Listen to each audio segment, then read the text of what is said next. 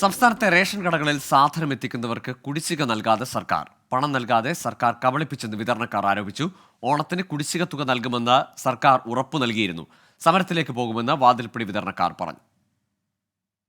കേരളത്തിലെ റേഷൻ സംവിധാനത്തിന്റെ ഏറ്റവും പ്രധാനപ്പെട്ട ഒരു വിഭാഗമാണ് വാതിൽപ്പടി.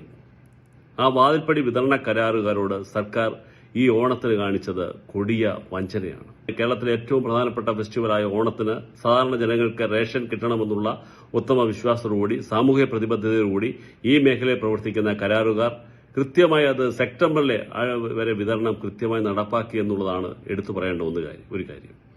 ഏതാണ്ട് 5-6 മാസമായിട്ട് വിതരണത്തിന് കൃത്യമായി പണം നൽകാത്ത ഒരവസ്ഥയാണ് സിവിൽ സപ്ലൈസ് കോർപ്പറേഷൻ സ്വീകരിച്ചിട്ടുള്ളത്. ബഹുമാനപ്പെട്ട സിവിൽ സപ്ലൈസ് മന്ത്രി അടക്കം പറഞ്ഞിരുന്നു ഓണത്തിന് മുമ്പ് നിങ്ങൾക്ക് കൃത്യമായി പണം നൽകുമെന്ന്. അതുകൊണ്ട് അടിയന്തരമായി ഈ വിഷയത്തിൽ ഇടപെടുന്നതുവരെ, സർക്കാർ ഇടപെട്ട് പരിഹരിക്കുന്നതുവരെ ഞങ്ങൾ അനിശ്ചിതകാല സമരം തുടരുകയാണ്. MG പ്രതീഷുണ്ട് തിരുവനന്തപുരത്ത് നിന്ന് വിശദാംശങ്ങളുമായി. പ്രതീക്ഷ, എത്ര കാലത്തെ തുക, എത്ര രൂപയാണ് ഈ കുടിശ്ശിക ഇനത്തിൽ വിതരണക്കാർക്ക് നൽകാനുള്ളത്? വാതിൽപ്പടി വിതരണം ആകെ സ്തംഭിക്കുന്ന നിലയിലേക്ക് പോകുമോ ഈ പ്രതിഷേധം?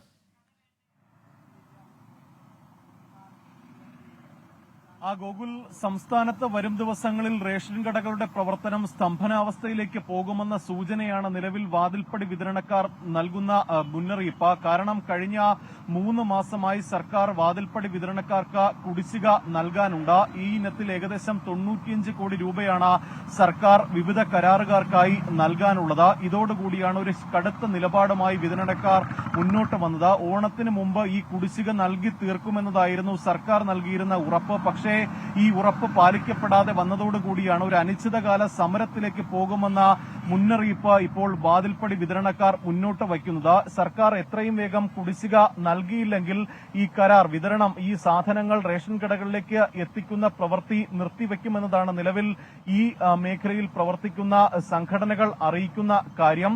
നിലവിൽ സിവിൽ സപ്ലൈസ് ആണ് ഈ വാതിൽപ്പടി വിതരണക്കാർക്ക് കുടിശ്ശിക നൽകാനുള്ളത്. പക്ഷേ സർക്കാർ കൃത്യമായി പണം അനുവദിക്കാത്തത് കൊണ്ടും അല്ലെങ്കിൽ സർക്കാരിൽ നിന്ന് വേണ്ടത്ര സാമ്പത്തിക സഹായം ലഭിക്കാത്തത് വലിയ പ്രതിസന്ധി ഉണ്ടാക്കുന്നുവെന്ന് നേരത്തെ തന്നെ സിവിൽ സപ്ലൈസ് അറിയിച്ചിരുന്ന കാര്യമാണ്. പക്ഷേ ഈ കുടിശ്ശിക നൽകാതിരുന്നാൽ ഈ റേഷൻ കടകളിലേക്ക് സാധനം എത്താത്ത ഒരു സാഹചര്യം വരും. അത് പൊതുജനങ്ങളെയും വലിയ ഗുരുതരമായി ബാധിക്കും. അതുകൊണ്ട് തന്നെ എത്രയും വേഗം ഈ കുടിശ്ശിക നൽകണമെന്നതാണ് നിലവിൽ ഇവർ പറഞ്ഞിരിക്കുന്ന കാര്യം. അല്ലാത്ത പക്ഷം ഈ അനിശ്ചിതകാല സമരത്തിലേക്ക് പോകുമെന്നതാണ് വിതരണക്കാർ അറിയിക്കുന്നത്. ഗോകുൽ, ശരി, കുടിശ്ശിക നൽകാത്തതിനെ തുടർന്നാണ് സർക്കാർ വാക്ക് പാലിച്ചില്ല എന്നാരോപിച്ചാണ് റേഷൻ കടകളിലെ വാതിൽപ്പടി വിതരണക്കാർ സമരത്തിലേക്ക് നീങ്ങുന്നത്.